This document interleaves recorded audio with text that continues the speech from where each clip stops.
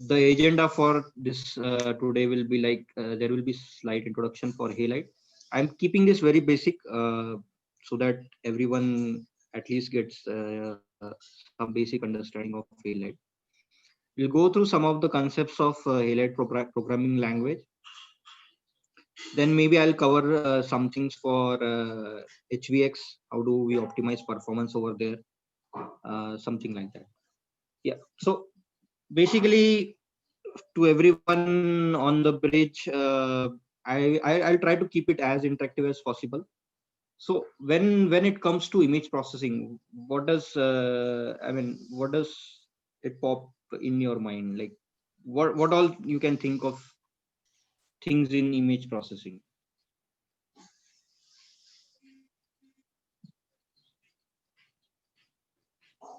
Anyone?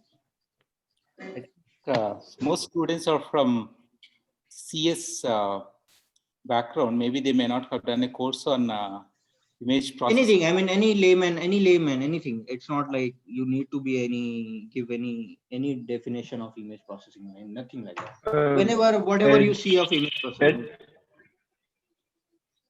Edge detection or image tagging. Okay. Anyone else? That's good. I mean, that's a good thing that, okay, edge detection. So what's the first basic thing which comes to your mind? Like when you say image over a screen, or when you click a selfie, what does it capture actually? In what format? Anyone? Levels. Okay. You can see some response in chat. So it seems pixels and RGB. Okay, correct. Okay, fine. So the basic thing is the pixels, right? So you have image captured in pixels. Basically, you look at the resolutions, right? So what kind of resolution your phone supports, or your app clicks and all that stuff, right?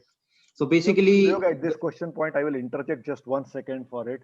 When Suyog, when Suresh told that it is image processing course has not been done by a lot of people here. So this is main beauty of halide, which Suyog probably is covering, or I'm not sure if he's not covering because he's covering the engineering part of it.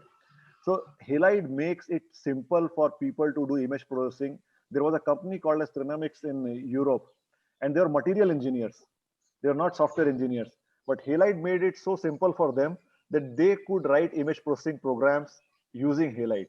So you don't need to be a image processing engineer to do image processing programming. That's what halide is, a kind of a productivity tool for doing image processing. Right. Yeah. So basically, when you say image processing, you basically deal in terms of pixels, right? So you have a pixel of certain coordinate like x coordinate, which will have some coordinate like x coordinate and y coordinate on your screen, and then you process it. Basically, you do some addition over it, multiplication, some shifting window kind of operations like convolution, dilate, Gaussian, these kind of, or filter, I mean blur, something like that, right? You blur some images based on some algorithms, right?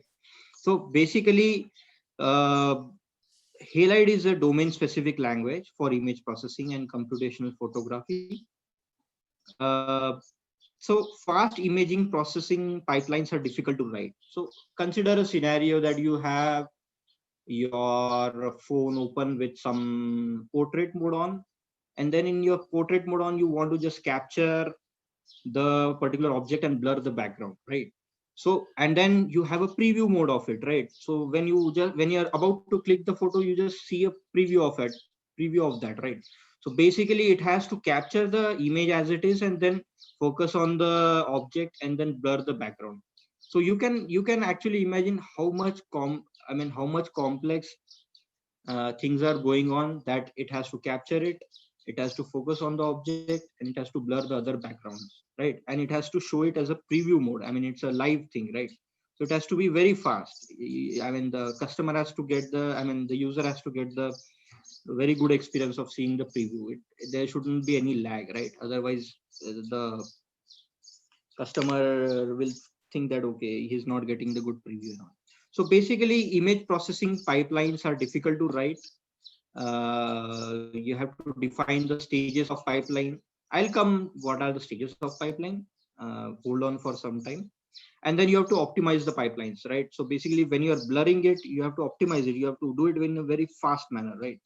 So traditional languages like Java, C++, Python, they are, I mean, programming these things in them make it very difficult to express things like parallelism, tiling, optimization. So solution is a Halide. Halide enables rapid authoring of the pipeline, image processing pipeline, and evaluation of optimized pipeline by separating the algorithm from computational organization of different stages. So when you do, suppose you're blurring an image, right? So what you're doing is you are accessing some pixels, right? And then you're doing some operation on that pixel, correct? So how do you access pixel? Suppose you want to access a certain pixel. How do you access a pixel in an image? Let's say image is of 2 dimension, right? Which has some extent in the x dimension and some extent in the y dimension. So how do you access it? In a typical programming fashion, like in a C++ kind of programming language. How do you access it? Any thoughts?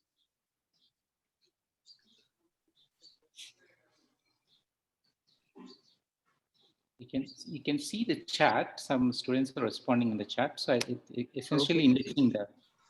Okay, yeah, I mean, someone said it correctly by specifying x and y coordinates. I think, guys, you can speak up as well, no doubt on that. You can Yeah. unmute and speak up also. So you can I, concentrate on presentation from the chat. I will help you out. Reading okay, out the fine. responses. Yeah. So basically, someone correctly said that we specify in x and y coordinates, right? So basically, we'll have a nested loop where we will go from y to some dimension and then x to some dimension, and then access a pixel, and then do processing on that pixel, like add some value, multiply some value, or do some other processing, other algorithms, right? So basically you're doing two things over here. One, you are accessing the pixel, and one, you are doing some operation on that pixel. So when we say you are doing some operation, that means you're applying some algorithm to it, right? And then when we say that you are accessing that pixel, basically you are accessing in certain fashion. We call it as a schedule. Okay. So algorithm specifies what will be computed at a pixel, which means you are adding, subtracting, blurring, Gaussian, convolution, these kind of operations. And schedule specifies how the computation will be organized, like how you will access it. Like you will access it in a parallel fashion, you'll access in a tiling fashion, you will flip the x and y coordinates, these kind of things. So Halide consists of two major components. I mean, the image processing has two steps. In a traditional language, when you access things in a loop, like say for x and for y, and then you do some processing, you are basically binding these two things in one piece of code, right? So as and when you are accessing the pixels, you are also doing some operations over it, right? So Halide separates these two things. It specifies, I mean, you can specify what kind of algorithm you want to apply and how do you want to access it via schedule, right? So these are the two things which separates in a Halide pipeline. And that's the essence of Halide as a domain specific language for pixel processing. Okay. So I'll go through some animations over here. Typically, an image processing pipelines look like this, that you have certain stage which produces some results, and then in the next stage it is consumed by another stage, right? So first you are producing some things, like suppose you accessed a pixel, you multiplied by 2, and then you used it somewhere else, right? So first you are multiplying by 2, one by one pixel you are going, and then in the next stage you are accessing it, right? So whatever the result was, you did something else with it, right? So that is how you consume that thing. So blue boxes represents memory read, and yellow boxes over here, if you can see, it represents memory write. So first you are writing the producer, and then when you are reading the producer and writing the consumer. I hope this is clear enough. So baseline case is like we compute the producer fully before computing the consumer, right? And that results in poor cache locality. Anyone can think of why? Why would this kind of scenario will result in poor cache locality? Anyone?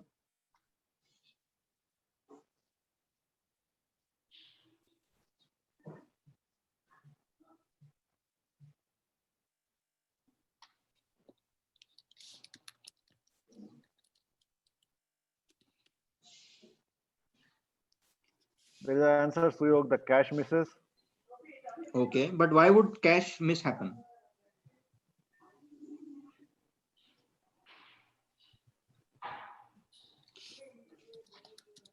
Maybe the convention of the image is probably not clear with everyone. Images can be large.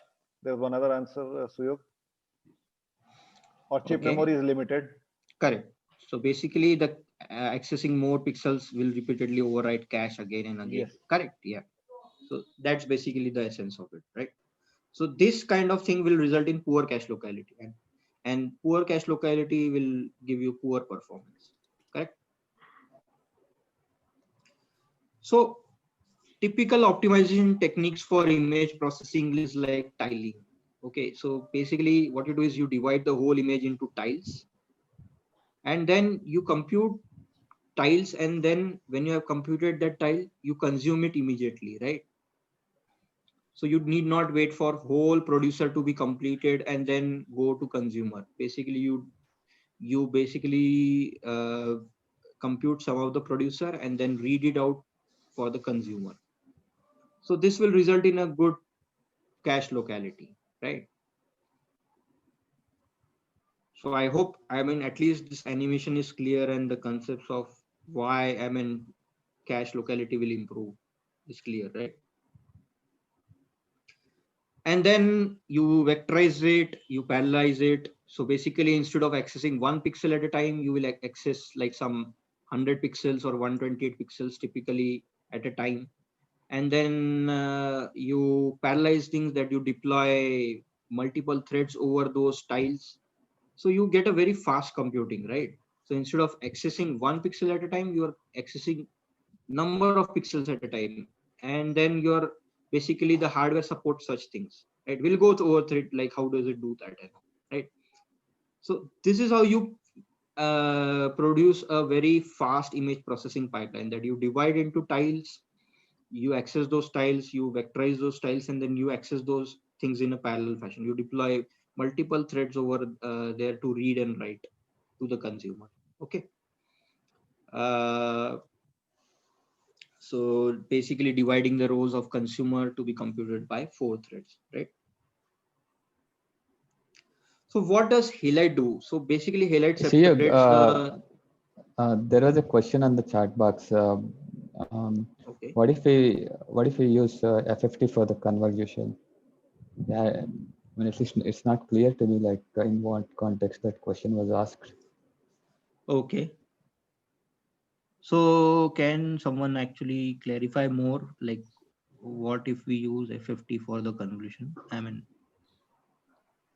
I think the question is in the context of in order to reduce cache misses, one approach is for tiling, right? So other seems in that context that question is being asked. okay. So I'll come to these questions in a bit, maybe, right? Sure. Yeah. So basically, Halide separates out the the algorithm part and the scheduling part. So take an example of, say, blur example, horizontal blur example. Basically, for a given pixel, you are taking the neighboring pixels to the left and to the right, and then you are averaging them out. Right. This is the algorithm part of it. So you are blurring in a horizontal direction. So in a typical Halide thing, you just specify the algorithm like this, that okay, f of xy is equal to input of x minus 1 y, xy, and x plus 1 y, average them out. In a typical C++ fashion, you will have loops, like you will go from min row to max row, min column to max column, and then you will access those pixels, right? If we have to tile it, right?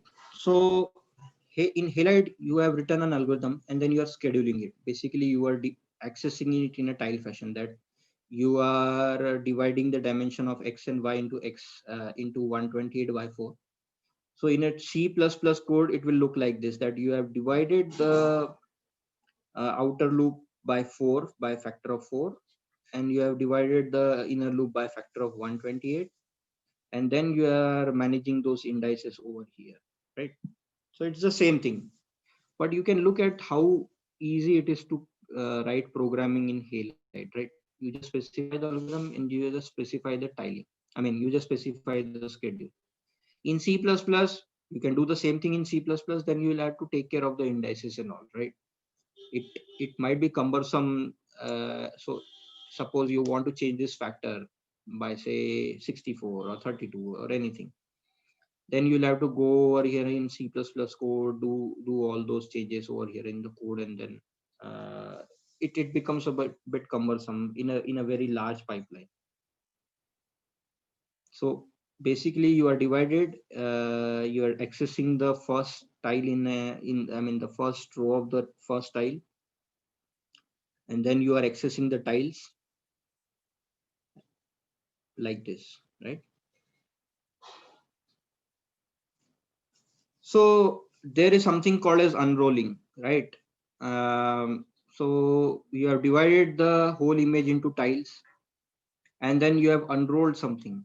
Okay, so you have unrolled the inner while loop. So the C++ code will look like this, that okay, you have outer while loop, which is divided by 4, inner X loop, which is divided by 128, and then you are repeating, I mean, whatever was earlier, this inner while loop was going from 0 to 3, right? Basically 4 times. So you unrolled it, right? So unrolling it, the same loop is repeated these times, just that the y dimension will be like plus 0 for the first, plus 1 second, plus 2 for third, and plus 3 for the fourth one, right? In an Halide, you just specify unroll y, right? You don't have to do all this juggling in C++. You just specify dot unroll y. So benefits of unrolling is like when you unroll, it reduces branching overhead. It increases instruction level parallelism, which is very advantageous on processor like VLIW architectures. Maybe in your courses, in architecture courses, you might go through VLIW architecture. So you might remember Halide at that point of time. Okay. And then it also exposes dependencies across loop iterations such as read after write, and it helps in optimizing things further in the compiler. How it optimizes, it's a part of, I mean, it's part of detailed study, which is out of scope of this presentation. But I'll definitely, I mean, recommend that you guys at least try to see what kind of benefits unrolling has, especially in this when you expose the loop dependency, how does things get optimized? So you can explore that part.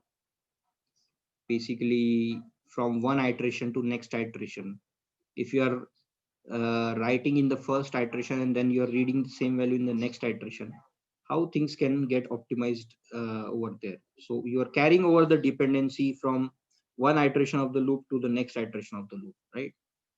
So those dependencies, how do they get optimized? That's a good thing to study in compiler optimization. Okay. And then you unroll it and then you vectorize it, right? So vectorizing means you are accessing the innermost X dimension in a vectorized fashion, not one by one, but in a vectorized fashion. So in a C++ code, it is not possible without auto vectorization. And auto vectorization has a very, very, very, very big limitations that many times it is not able to identify the patterns, and hence it is not able to vectorize code for it. So there is a question here. What is the reason for implementing this as a domain-specific language as opposed to C++ library? So, Okay. yeah. So basically, why? I mean, the main thing about image processing is that you do a certain operation over large, over large data. Basically, you do the same operation again and again over the huge amount of data, right? So it is very flexible to do it in Halide. To do these things in Halide.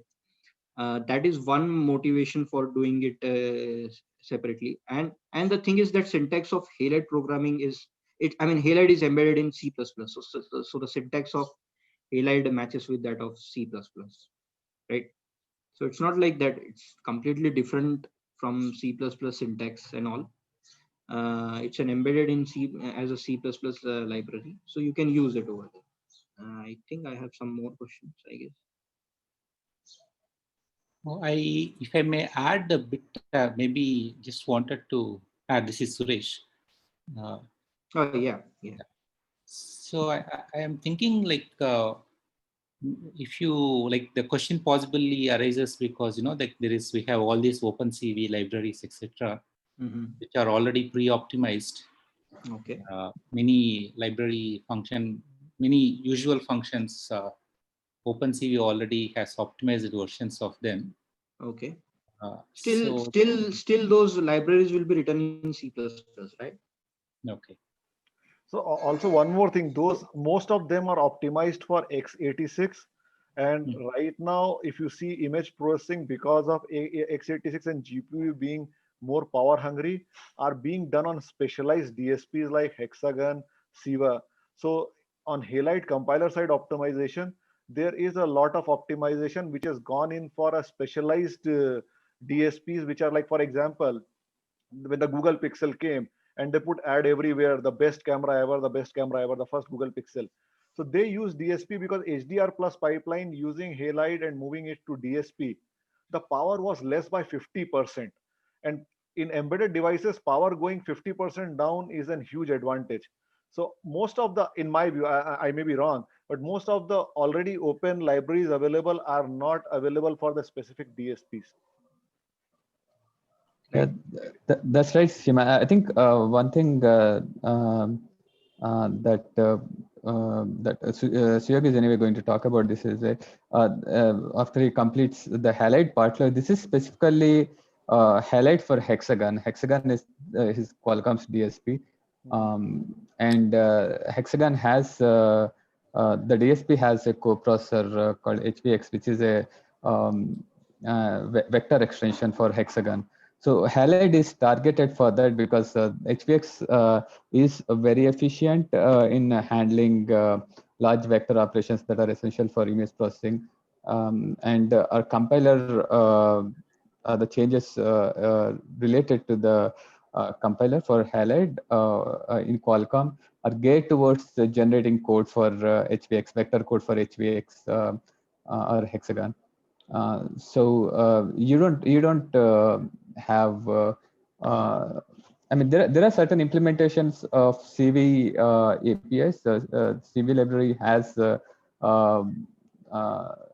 implementation of a few functions, but it's always difficult to write optimized code for this specialized hardware by hand. So someone has to depend on the compiler and for traditional programming languages like C++, it's pretty difficult, as Suyog is showing now. Like the compiler cannot generate efficient code, and also it's actually pretty difficult to write the code itself to get cache better cache efficiency or vectorization. So that's where Halide helps. To add one more thing to it, so basically, why, I mean, if there are like so many APIs available already, CV APIs which are optimized available, we have seen a scenario where some of the APIs were written in Halide and they gave better examples compared to what was available earlier. I mean, the major part is like in a I mean, optimized version of APIs, either they will be like optimized for certain platform by using the intrinsics or the assembly code present over there, right? And then if you have to port that solution to some other architecture, then you have to learn the intrinsics and assembly of that architecture, right? And that's a very cumbersome job. So why? So basically, Halide also helps in that you can port it from one platform, one architecture to another architecture without being bothered about what kind of assembly or what kind of intrinsic it is supporting, right? So that makes a life of image processing programmer very easy, right? He doesn't have to worry about the lying architecture, below lying architecture. So I think maybe to clear, so I think so the point I guess is while code portability is there, performance portability is not there. So we have to work hard for it, and Halide makes it easy. Yes, Halide makes it easy for doing it. Okay. I'll show Yeah, you one but, example. I'll give I'll you a show you quick one example of it. Yeah, but while Suyog is pulling it out, I'll just give a quick example. For example, Samsung is one company which works with multiple DSPs. So what they have done is their top code they are trying to write in Halide and optimizing the backend so that the code is portable on Hexagon, Siva, their own Exynos processor, their own DSP, x86. So that is one thing. Also, the Halide, one bigger reason by the when this was a PhD paper. So Qualcomm, we pick up few ideas when they are not yet commercial. We picked up when it was being pursued at PhD at Qualcomm. Similarly, the polyhedral compilation. Everyone thought that we are crazy, but we picked up for the reason because there are many people who are working but their core expertise is not image processing, but they require some amount of image processing to make their idea work. So it was also a purpose for purpose for Halide to make image processing easier for non-image processing engineers. So adding to it, I would suggest folks over here that they should try to survey or search about the challenges in auto vectorization. What kind of challenges are faced by auto vectorization? Uh, Especially, I mean, if someone is going to explore LLVM auto vectorization, they should definitely search for how things don't match up or how things are very complicated uh, in a typical C++ language when you express things in those languages, and then how difficult it is for auto vectorization to handle those kind of expressions, right? So that's a good actually research work also about auto vectorization. So likewise, when we say that we have specified the schedules through directives, we call it directives, right? Dot tile, dot unroll, dot vectorize. We call it directive. And then Halide provides many more scheduling directives for greater control over the organization of computation. Yeah. So summary for Halide is like Halide consists of two parts. One is algorithm, one is schedule. The separation between the two is the key. So it enables authoring an algorithm without complexity of computational organization and then fine tuning for the performance. Basically, you write your algorithm once and then you can port it to different architectures for getting better performances out of those things. You just have to change the schedule. You don't have to touch any of the code related to your algorithm. Shiv, there are some questions on the chat box if you want to take now. Okay. So first one is, will there be any size difference in the assembly code generated compared to C++? Yes, there will be size difference, but I'll give you an example in the upcoming slides also, like how different it will be. Okay. And so Halide is generating backend code for hexagon DSP through L31 rather than x86. Yes, you are correct. It can generate for x86 as well, depending on your architecture. So you specify your architecture to Halide, it will generate the code for that architecture. Is the hexagon code generation upstream into Halide, or is it? We have upstream. So if you want to explore, you can clone the upstream Halide repository, and then you can look at the hexagon specific implementations over there. Okay. We have some things which are very specific to Qualcomm. So that's what I explained, right? The scheduling is not with respect to x86, right? It is independent of x86. So does the programmer know? The programmer does not have to know about the DSP hardware details at all, right? So he does not have to learn what kind of intrinsics or assembly things are there in the Halide will generate it for you in an optimized way.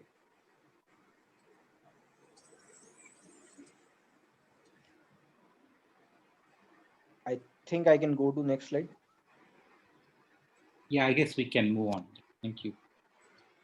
So we'll look at some of the, yeah, okay. Yeah, no, I was giving the scheduling example. For example, we were on in China, we were giving this presentation, and somebody that there were top industry experts who were cynical about Halide. So we showed after fixing the algorithm, there was one side was the intrinsic code, C intrinsic code, and other side was the Halide code. So we could do 30 trials with 30 different values or more than that in 8 to 10 minutes using Halide. And in those 30 minutes on the intrinsic side, they could do one trial to optimize the scheduling. So what happens is, even if the developer or the programmer is not aware of the architecture, they can play with the scheduling very fast and optimize to the right value. Yeah. Go ahead, Sureka. Yeah, that basically improves your productivity as well, right? We'll look at some of the terminologies of Halide programming language. So we have func, basically Halide models image as functions, and bounds are implicitly calculated using input and output image sizes. We have something called var. Var is used to define a func, and they have no meaning on their own. Or basically, you can say that they represents the dimension of the images. And then you have an expression which is composed of func, var, and other expressions. Okay. And then we will go through some of the scheduling techniques. So we'll first look at how reordering dimension works. Basically, reordering dimensions means you're changing the loop order. Order is defined from innermost to outermost. So when you have for y and for x, and when you reorder it like y to x, then x will become the outermost loop and y will become the innermost loop, right? So how does reordering then work, right? When you have row measure traversal, then when you reorder it and execute it, it becomes a column measure traversal, right? So anyone can think of any performance impact out of this?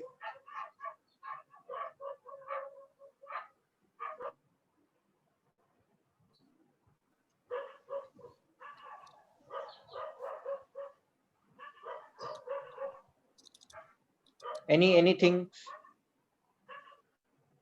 Okay, got it. Yeah, cache locality basically. So you can also split the dimension. So basically you can split a loop. You have a y loop earlier and you have an x loop earlier, and then you split the x into xo and xi by some split factor, right? So your x loops get splitted into xo and xi, right? And then you combine it. Basically you split it and then you reorder it, right? So you are splitting the X loop, and then you are reordering it, that you have Xi will become the innermost loop, then comes the Y loop, then comes the XO loop, right? So how does splitting helps? So basically you have splitted the X loop by 2, and then you have reordered the loops, right? So can you see the final thing, like what is there? I mean, while accessing. So you are accessing the Xi loop first, then Y loop, and then XO loop. So basically you have divided the whole image into a tile, right? Into smaller chunks by combining splitting and reordering. Correct? I mean, anyone has any doubt on that?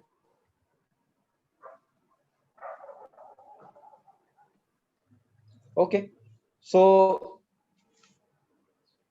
how do we do a tiling, right? So basically we have Y loop, X loop. So we split the Y loop into by some split factor. You split the X loop by some split factor, right? Then you get some things like this, like that for YO in output Y, for YI, then XO loop, and then XI loop. And then you reorder those things.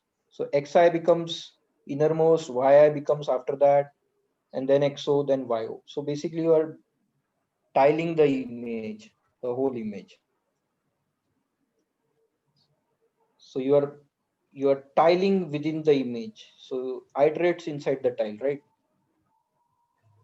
So the innermost loop will iterate inside the tile, innermost two loops, and the outermost two loops will iterate over the tiles, right? So you have a 4x4. You have splitted everything into 2 cross 2. So your one tile will be 2x2. So in the innermost loop, you will iterate inside the loop, and when you go outermost loop, it will just iterate over the 4 tiles, right? First tile, second tile, third tile, 4 tiles.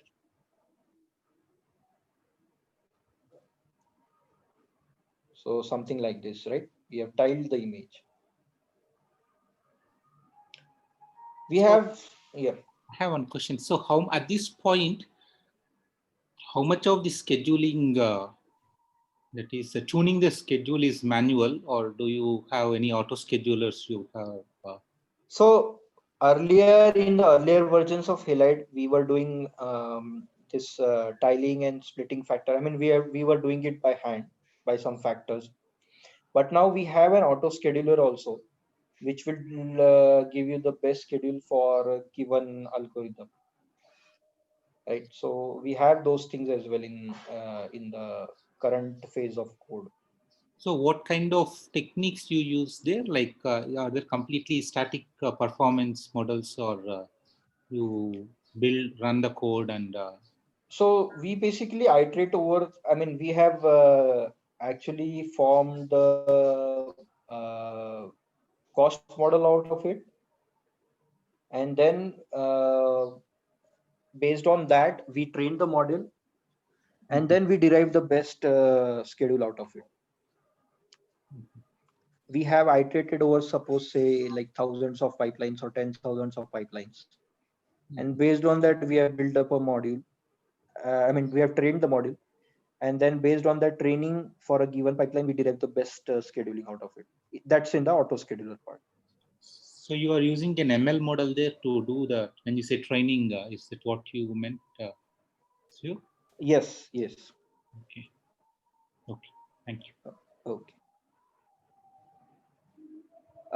Next is to vectorize it. Basically, essentially a split and vectorize.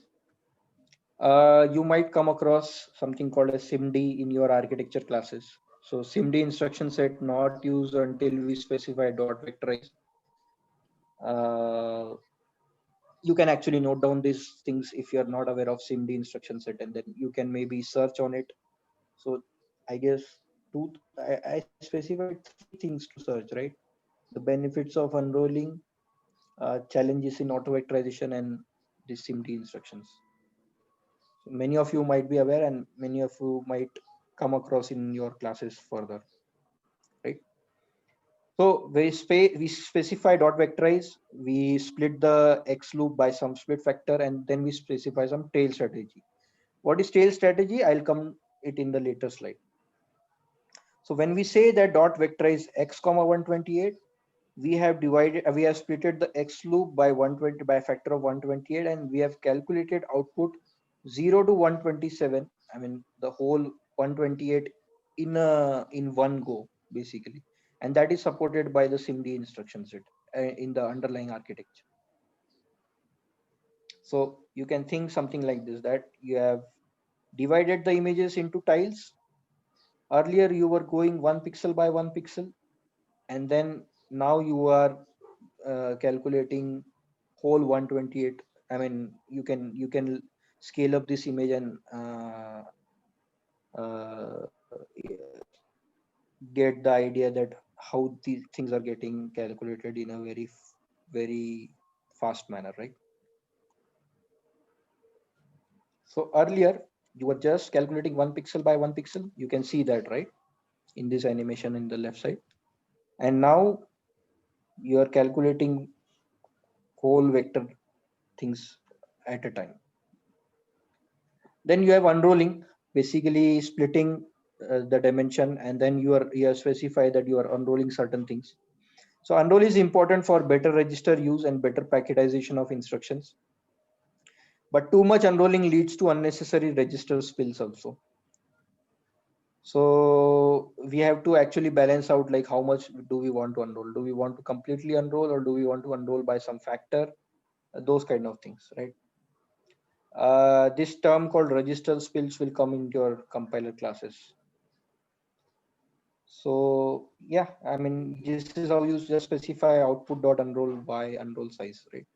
So when we said that unroll x by 3, so you completely unroll, I mean, you splitted the x loop by a factor of 3, and then you unroll the calculation of x factor, I mean x loop.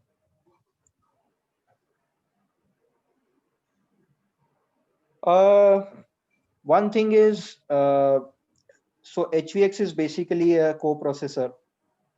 So you have, this is like a heterogeneous computing.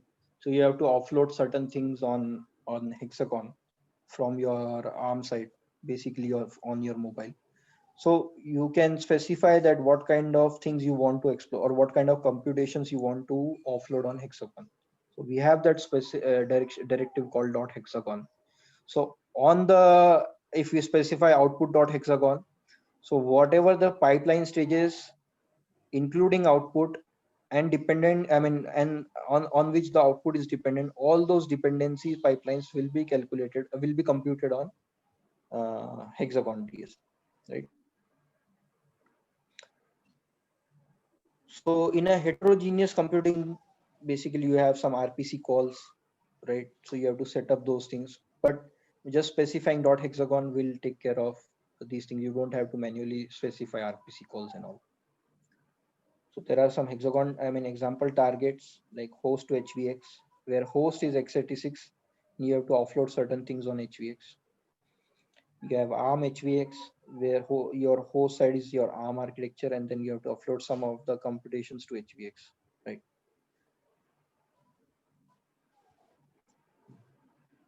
We also have something called as dot parallel. So parallelized dimension across the threads. A work queue is created at the loop position, and then threads consume from this queue until completion. So when you say output dot parallel y comma some work per thread, this is like some integer value. When you specify 2, which means every thread has to do 2 works per thread. So you deploy parallel threads, and then it has to do that for 2 work. It has to do, one thread has to do whatever the number you specify over here, that many times of work.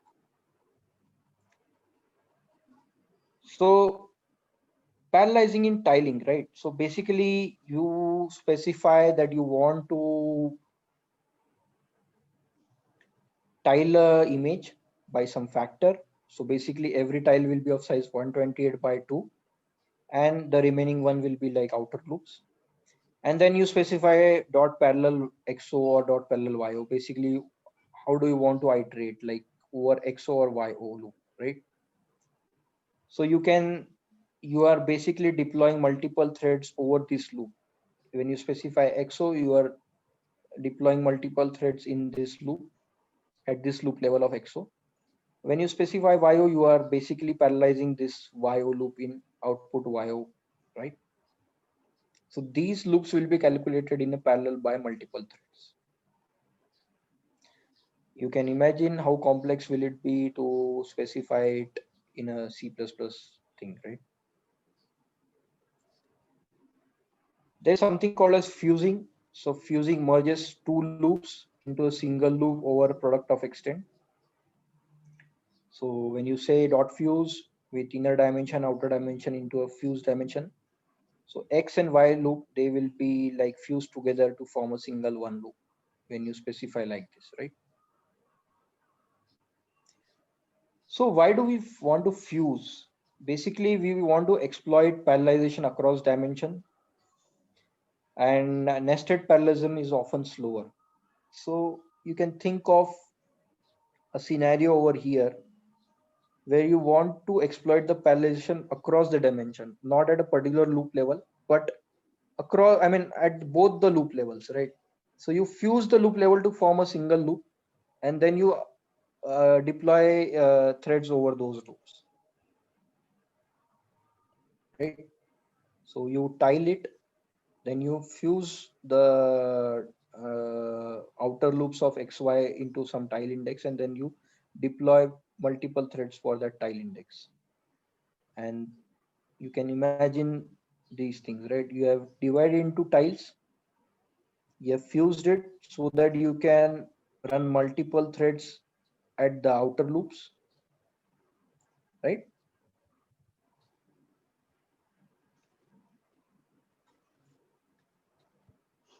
So we'll revisit some splits.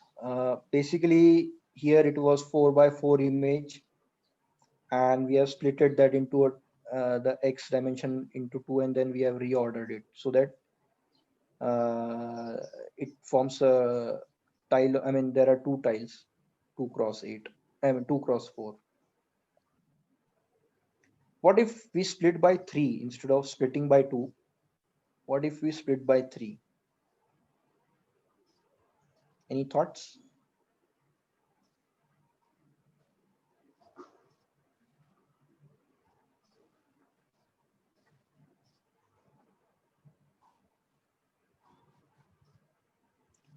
I have some questions like vectorization can happen over contiguous. Yes, it can happen over contiguous memory block only, right? Yeah, code generation problem. No, not code generation problem. Maybe like if someone can.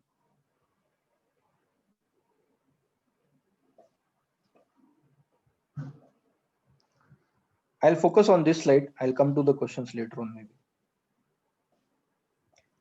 So when you specify split by 3, you will have, I mean, so you will specify that, okay, you want to calculate 1, 2, 9, 3, 4, 11, 5, 6, 13, 7, 8, 15.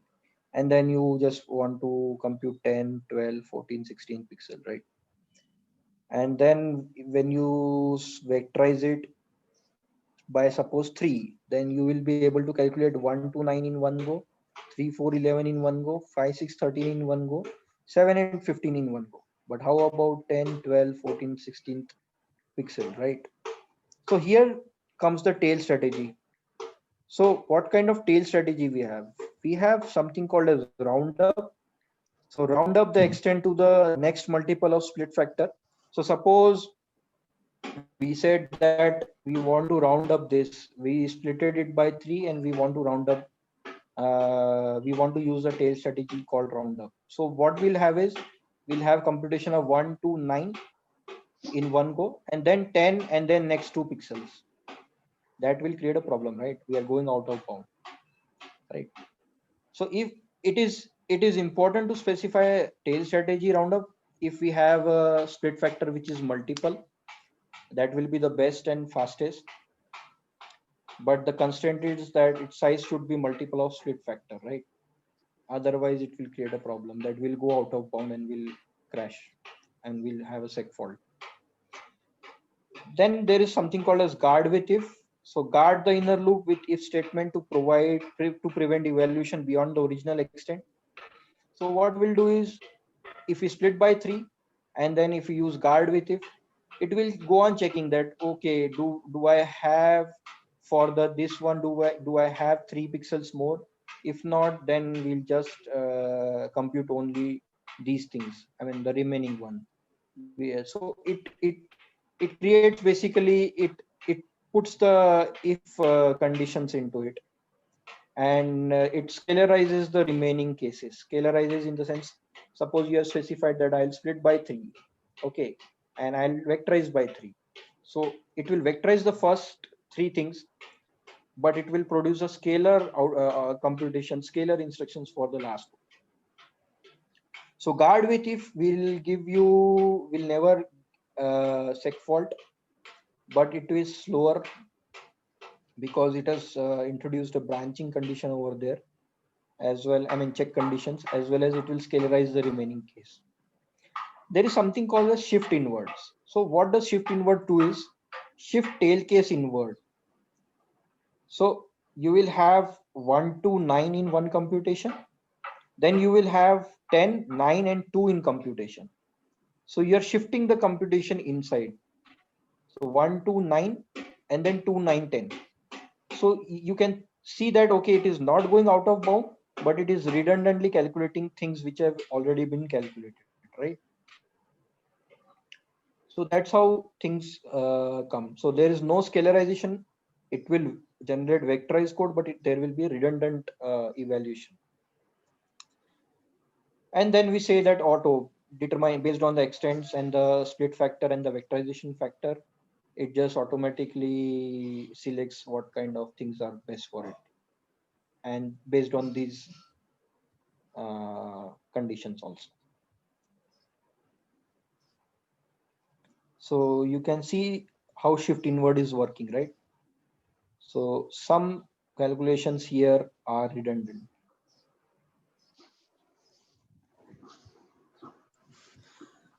Okay, we'll go through how we can interleave stages. Basically, how we can take advantage of producer-consumer relationship.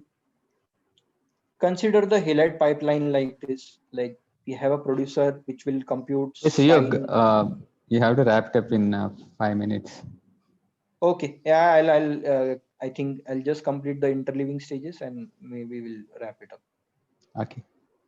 Okay. So basically, you say that you have a producer which calculates sine of x into sine of y, and then there is a consumer which consumes the result of producer, like producer xy, x plus 1 y, x y plus 1, x plus 1 y plus 1. So consumer basically feeds on producer value.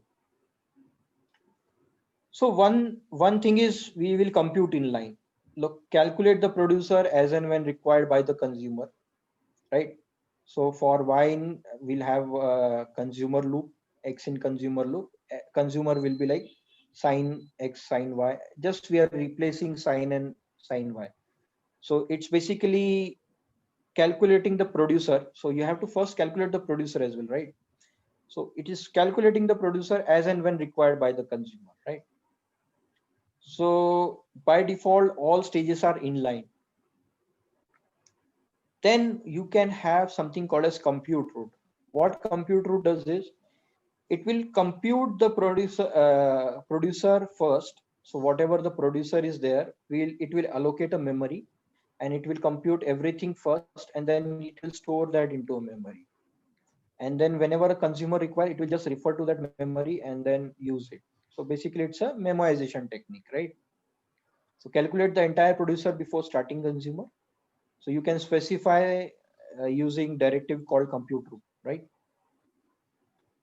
So like everything is like first computed and then just using that memory. So what are the pros and cons of these two approaches? So compute inline, it calculates the producer as and when required. While compute root, it calculates the producer first before calculating any consumer. In compute inline, since everything is calculated as and when required, there is no additional space requirement. Compute root requires an extra space to store the producer thing into a buffer.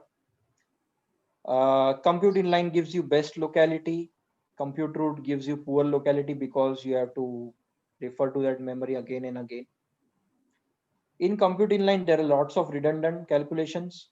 While you get that advantage in computer that you don't have to calculate it again and again. So compute inline is good for simple stages with less data reuse. But if you want to, if suppose you want to you have a convolution kind of thing where you already calculated a value of x minus 1 and then you want to use it in your next thing, right? So it is good for those complex kind of producer where you want to consume the values again and again. So how do we take advantage of both the things? Like there were pros and cons of both the things, right? So how do we take advantage of it, right? So we place the computation of producer inside some specific loop level of consumer. Okay. So when we say that we'll compute the producer at some loop level, like while loop level of the consumer. So basically what will happen is there was a producer, we allocate, I mean, this is a compute root case, right? So we allocated a buffer, we computed the consumer, we stored that in a producer buffer, and then we will place it at certain loop level of the consumer, right? So it gets transformed to this kind of code on the right side, right? So we'll have while loop at the consumer, we'll produce X loop, we'll produce the producer over here, and then we'll consume it in a X loop of the consumer.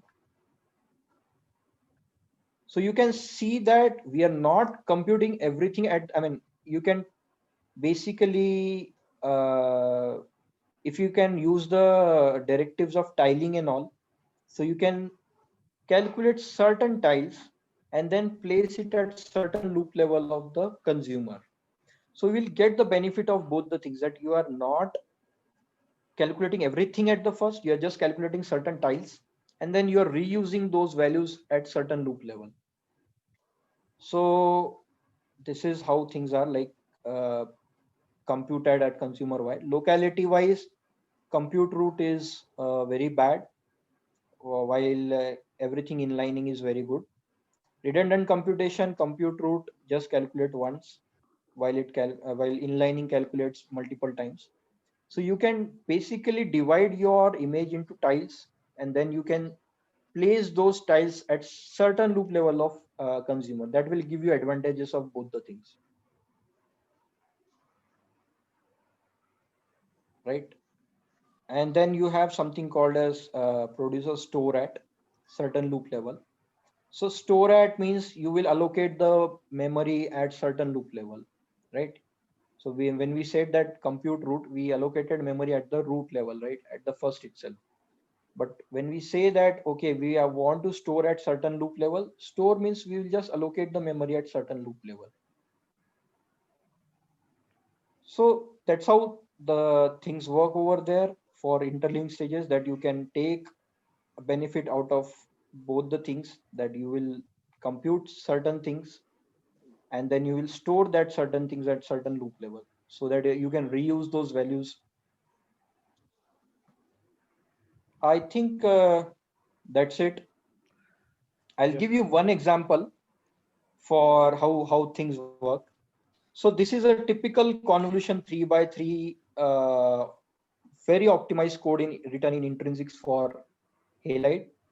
So it has it just so 114 lines, but actually it is 130 lines. Okay. So simple filter 3x3 convolution, 130 lines of highly optimized HVX intrinsics. Very high level of expertise required because you have to know the intrinsics, the underlying architecture, what kind of things are supported. Right. But you see in Halide, you can simply write like this. So here there are 140 lines, here there are just 14 lines. Still you get the better results by Halide. So it's just less cycles per pixel compared to intrinsics. By the way, the 130 line was written by the architecture guys who know the architecture in and out. They know tricks of those architectures, how you can get benefit out of it. So we ran out of time, I think. So we can just conclude here. So just you can show. Okay. So what Suyog says here is that the algorithm and this thing can be differentiated. The thing here is just which I would like to tell all of you. This is like Halide. This session is generally planned more than 4 hours plus. If required, we can later do a workshop on Halide or whatever way it seems better. But if you need to contact us, talk to us, not only about Halide, but even in other compiler areas, you are more than welcome. Suresh sir can just share our email IDs and contacts. We have no problem with it to all the students out here. And if once office is opens up, we are very close by to you. You can even stop by to say hi. And yeah, that's what from our side. Yeah. Thanks a lot, Siyog, for the excellent talk, and to Sushim, Ravi, and everyone for making today's session happen. Sure, sir. So usually, like after the last 3-4 classes of compilers, I cover little bit of tiling, auto parallelization, and dependency analysis, things like that. So this time, like online stuff, and that is one. And also, I thought instead of me, they by the towards the end of the semester, students get bored of me. So No, it's not like that. One more thing which I wanted to tell you is like, when the way we Halide, we picked up from the academics. Polyhedral compilation, we picked up from academics. Similarly, it happened is we went and we were speaking to IIT Hyderabad and we spoke some of our problems. So they picked up our problems as their project and PhD work. So it's both way it helps. It's like, when we come and see the work like Polymage work of yours. Now we are thinking that, comparing Polymage with Halide. So it's like, interaction is mutually good for both of us, right? yeah, very much. Yeah. Yeah. So